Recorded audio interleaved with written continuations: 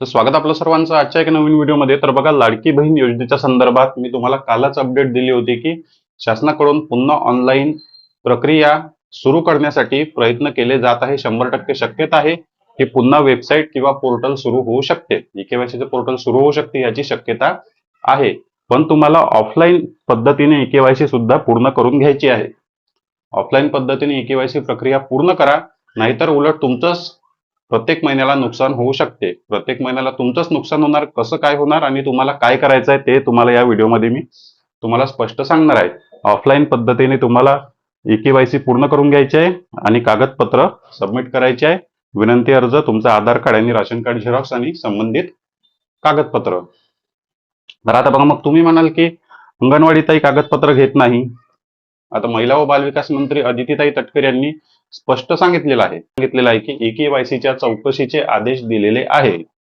ईकेवायसीच्या चौकशीचे आदेश जिल्हा अधिकारी कार्यालय, महिला व बालविकास विभाग कार्यालय यांच्याकडे दिलेले आहे.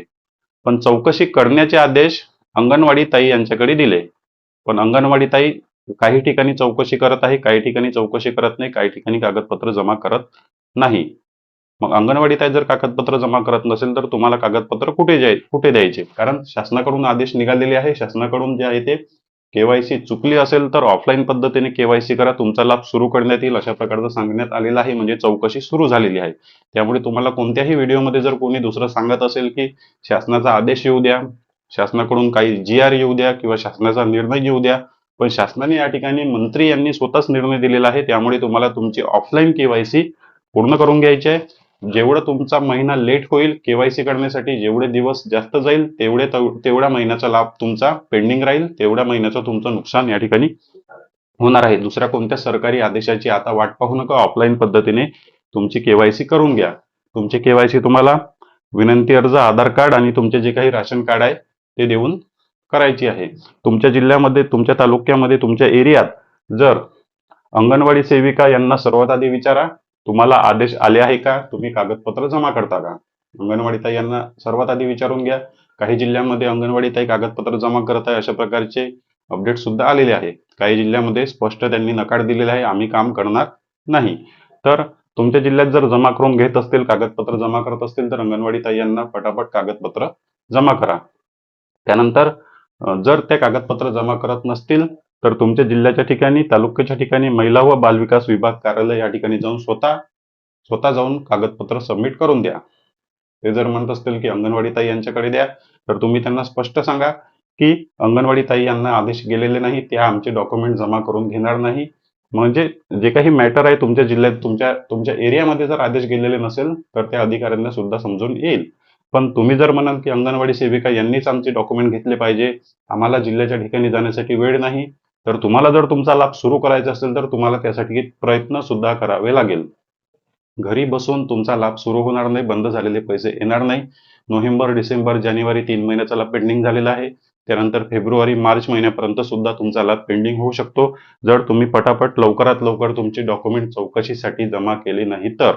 जर कागदपत्र आता जमा केले तर होऊ शकते कदाचित लवकर तुमची चौकशी होईल, तुमचा अर्ज अप्रूव्ह केला जाऊ शकतो आणि तुमचा लाभ लवकरात लवकर सुरू केला जाऊ शकतो.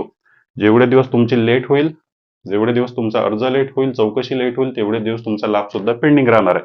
त्यामुळे अंगणवाडी ताई कागदपत्र घेत नाही, त्यांनीच कागदपत्र घेतले पाहिजे, त्यांनीच कागदपत्र सबमिट केले पाहिजे. या गोष्टीची वाट पाहू नका. स्वतः त्या ठिकाणी जा.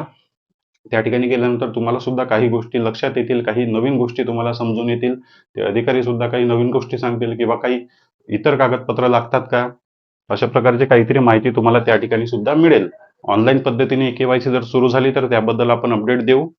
पण ऑफलाईन पद्धतीने कमीत कमी केवायसी पूर्ण करून घ्या. विनंती अर्ज द्या, आधार कार्ड, राशन कार्डचे झेरॉक्स आणि संबंधित कागदपत्र त्या ठिकाणी तुम्ही सोबत घेऊन जाऊ शकता. तर कागदपत्र लागत असेल तर झेरॉक्स काढून तुम्ही त्या ठिकाणी देऊ शकता.